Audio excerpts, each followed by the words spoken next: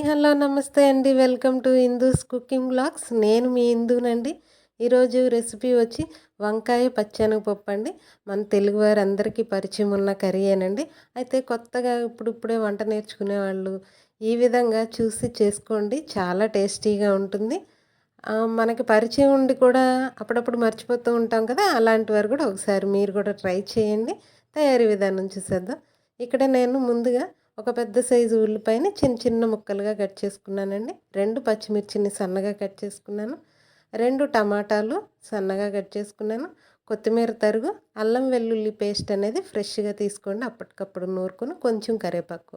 వీటన్నింటిని రెడీగా తరిగున్న తర్వాత లాస్ట్‌లోనే ఈ యొక్క వంకాయల్ని కోసుకోవాలండి. లేదంటే ఈ యొక్కలాంటి కలర్ చేంజ్ అవ్వడం అలాంటివి జరుగుతూ ఉంటుంది కాబట్టి ఇవన్నీ మనం ముందు కట్ చేసుకున్న తర్వాత మనం తీసుకున్న ఈ వంకాయల్ని చక్కగా ఒక గిన్నెలో వాటర్ వేసి దానిలో కొంచెం సాల్ట్ వేసి ఈ సాల్ట్ వాటర్లో ఈ వంకాయలన్నింటినీ కూడా చక్కగా సన్నగా కట్ చేసుకుని వేసుకోవాలండి. వంకాయల్లో అక్కడక్కడ పుచ్చులు తగులుతూ ఉంటాయి కదా! చెక్ చేసుకుంటూ కోసుకోండి. ఈ విధంగా ఉప్పు నీటిలో పెట్టుకుని ఇప్పుడు స్టవ్ ఆన్ చేసుకుని కర్రీ ప్రిపేర్ చేసుకుందామండి. ఇలా కళాయి ఒకటి తీసుకుని ఆయిల్ వేసుకుని ఆయిల్ హీట్ అయిన తర్వాత కొద్దిగా జీలకర్ర వేయండి. జీలకర్ర చిటపటమని మంచి సువాసన వచ్చిన తర్వాత ముందుగా కట్ చేసిన పచ్చిమిర్చి ముక్కలు, కరివేపాకు, ఉల్లిపాయ ముక్కలు వేసుకుని చక్కగా ఒకసారి కలుపుకుంటూ మగ్గించుకోవాలండి. ఈ ఉల్లిపాయలు అనేవి సగం వరకు మగ్గితే చాలు.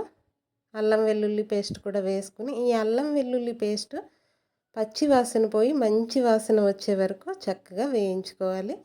ఇవన్నీ వేగిన తర్వాత టమాటా ముక్కలు వేసుకోవాలండి. ఈ టమాటాలు వేసాక ఒకసారి కలుపుకుని మూత పెట్టుకుని చక్కగా ఉడికించుకోండి. మూత పెట్టి ఉడికించుకోవడం వల్ల టమాటాలు అనేవి త్వరగా మెత్తగా ఉడుకుతాయండి. ఇలా ఈ విధంగా మూత పెట్టి మధ్య మధ్యలో కలుపుతూ అలా ఒక 5 మినిట్స్లో టమాటాలు అనేవి చక్కగా మెత్తగా ఉడికినట్టుగా అయిపోతాయండి. ఇలా మెత్తగా అయిన తర్వాత ముందుగానే నానబెట్టుకున్న పచ్చెనగపప్పును వేస్తున్నానండి. ఇక్కడ నేను ఈ పచ్చెనగపప్పు ఒక గంట పైనే నానబెట్టుకున్నానండి. నానబెట్టి వేస్తున్నాం కాబట్టి ప్రత్యేకించి దీన్ని బాయిల్ చేయాల్సిన అవసరం లేదు. మీకు టైం లేకపోతే బాయిల్ చేసైనా వేసుకోవచ్చండి.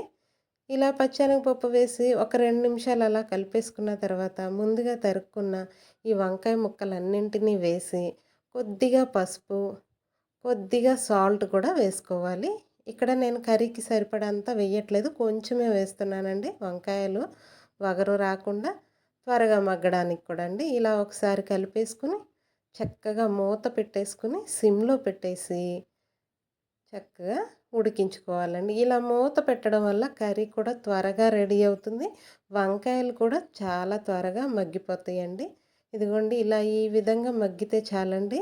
మధ్య మధ్యలో మూత పెట్టి వంకాయలు ఈ విధంగా ఉడికే వరకు మగ్గించుకోవాలండి.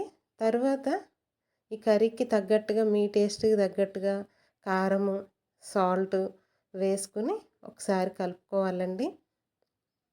ఇలా కలుపుకున్న తర్వాత దీనిలోనే ఒక అర స్పూన్ వరకు ధనియాల పొడి, కొంచెం అంతా గరం మసాలా అండి వేయనట్టుగా వేస్తున్నాను నేను. మీకు వద్దనుకుంటే స్కిప్ చేసేయండి, లేదు ఇష్టపడితే మీరు కూడా వేసుకోండి. ఒకసారి వీటిని కూడా చక్కగా ముక్కలకు పట్టేలాగా కలుపుకొని మూత పెట్టేసి ఒక్క 5 నిమిషాలు సిమ్లోనే మగ్గించుకోండి. ఇలా మగ్గిన తర్వాత తరిగి పెట్టుకున్న ఈ కొత్తిమీర తరుగును కూడా వేసేసుకుని చక్కగా ఒకసారి కలిపేసుకుని స్టవ్ ఆఫ్ చేసుకుని డిష్ అవుట్ చేసుకోవడమేనండి. ఇది వేడి వేడి అన్నంలో కానీ చపాతీలో కానీ తీసుకోండి, చాలా బాగుంటుంది. Thank you for watching. Like, share, subscribe.